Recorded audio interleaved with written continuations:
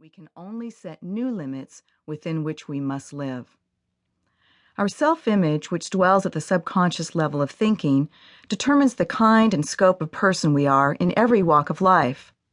Although the term subconscious mind has been used, often inaccurately, by non-professional people, it's more correct to think of it not as a mind, but rather a level of awareness with very special characteristics and abilities.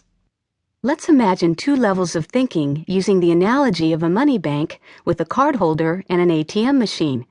The card holder is the conscious level of thinking. It's responsible for collecting information from all around us, storing it in our memory bank, and making rational decisions. And the ATM machine is the subconscious level of thinking, responsible for autonomic body control, such as breathing and heartbeat, and the storage of information and creative goal-seeking in long-term memory.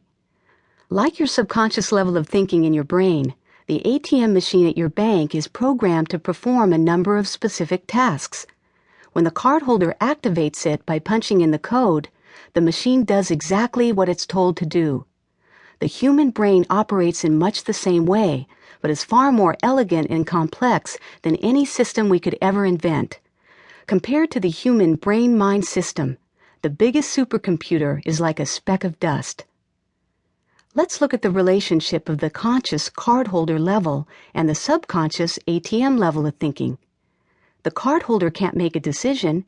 We can't withdraw money, transfer funds, deposit or get account information until we clear it with the ATM machine. The ATM checks its memory bank and then replays available data back to the cardholder for action. If you notice, this is one case where the machine controls the human. Unless the ATM gives you permission, you can't do anything. In the same way, our subconscious mind controls our conscious level of thinking. Action frequently takes place without consultation with the cardholder, but no action ever takes place without reference to the ATM. The information that's fed into your ATM memory bank stays there, waiting for you to retrieve it. You can never willfully erase the information. You are able to override it or modify it over a period of time, but like a notation on your credit history, you're virtually stuck with the information for years.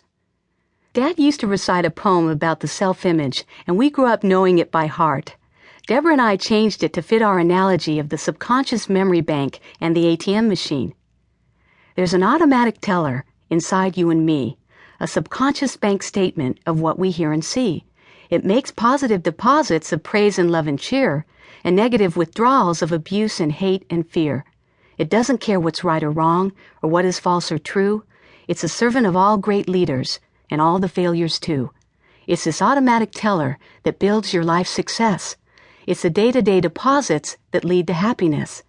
Be careful of the inputs and images you store. Be wise with your role models and the heroes you adore. It's this automatic teller that builds your life success. It's the day-to-day deposits that lead to happiness. Be careful of the inputs and images you store.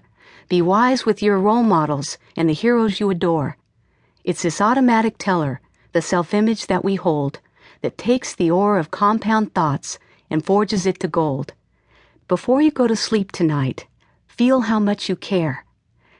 Be sure you know the value of the love you have to share.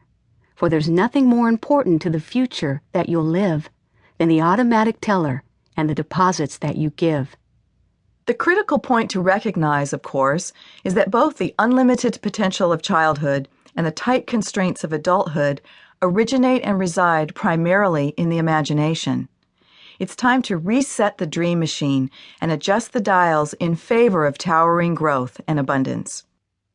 Dream is a really important word to remember. We've all heard the line from the song, "A dream is a wish your heart makes." Our longtime friend and motivational speaker, Zig Ziglar, says, "A goal is a dream with a deadline."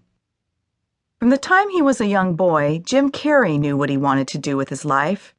At age 10, the comic actor of such hits as Ace Ventura, Pet Detective, and The Mask was making funny faces in the mirror at his home in Canada. Comedy was his inevitable path. Throughout his childhood, there were many bumpy roads. They lost their house and were forced to live in a camper, and later in a tent. When Jim turned 19 and wanted to pursue show business full-time, what did he